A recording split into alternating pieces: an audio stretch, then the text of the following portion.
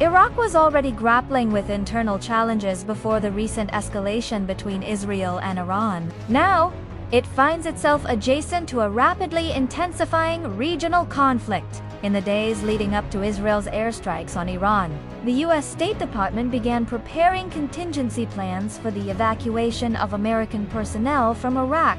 This precaution was driven by the historical precedent of Iranian-backed militias in Iraq, targeting both the U.S. Embassy in Baghdad. American military personnel stationed throughout the country.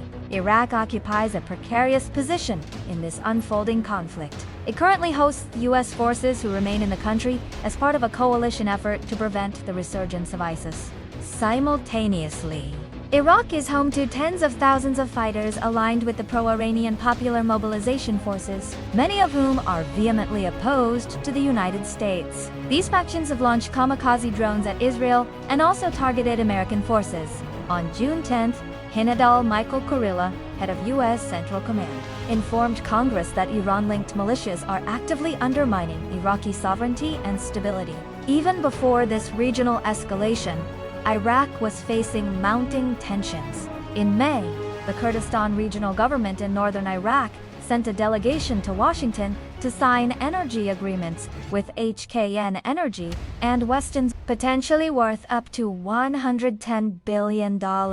This move sparked immediate outrage in Baghdad. Long-standing disputes over energy policy have plagued relations between the KRG and the federal government in Baghdad. During the war against ISIS, the KRG operated with relative independence, exporting oil and advancing its energy infrastructure. However, after ISIS was defeated, Baghdad sought to reassert federal control. The 2017 independence referendum in the Kurdish region further exacerbated tensions, resulting in military clashes in key. Since then, Iranian-backed militias have used drones to attack energy installations.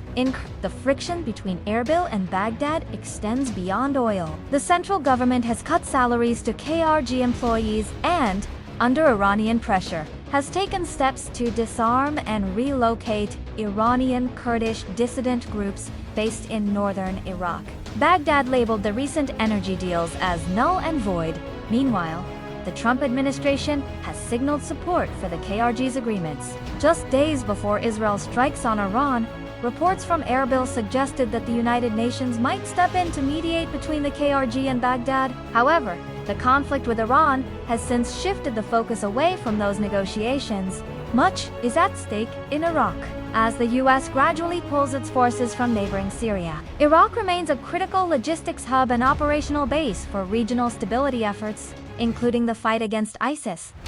American troops have maintained strong working relationships with Kurdish authorities in the north, even as they have faced hostility and threats elsewhere in the country. Complicating the political landscape is the case of Elizabeth, a Princeton researcher kidnapped in 2023 by Kataib Hezbollah, an Iranian-backed militia in Iraq. The U.S. government designates Kataib Hezbollah as a foreign terrorist organization. Its former leader, Abu Mahdi al-Muhandis, was killed alongside Iranian Quds Force Commander Qasem Soleimani in a U.S. drone strike in January 2020, underscoring the deep ties between Iran and extremist militias operating within Iraq. The pressing question now is what the future holds for Iraq, as the Iran-Israel conflict threatens to spill across its borders. Iranian drones and missiles have been traversing Iraqi airspace, leading to the temporary closure of airports and raising public alarm amid reports of explosions across various regions of the country, some possibly linked to the broader hostilities. Historically, periods of heightened regional tension have seen Iranian-backed militias in Iraq launch attacks on U.S. positions, particularly in the Kurdistan region. Iran itself has also conducted missile strikes in Erbil, claiming to target alleged Israeli operatives. In response to the latest escalation, Kurdistan dissident groups based in northern Iraq have condemned Tehran. The Kurdistan Democratic Party of Iran issued a statement on June 13th, blaming the Islamic Republic for dragging war onto its own territory through provocation and destabilizing activities. Meanwhile, the Free Life Party of Kurdistan called for mass protests inside Iran. The possibility that the Iran-Israel conflict could spill into Iraq presents a grave threat to regional security. There is also a growing risk that Iranian-backed militias in Iraq may exploit the conflict to escalate tensions with the United States or directly target U.S. personnel. This elevates the strategic importance of Erbil as a crucial point of stability and as a forward operating base for American regional posture. Given the evolving situation, preserving Iraq's internal balance is more critical than ever.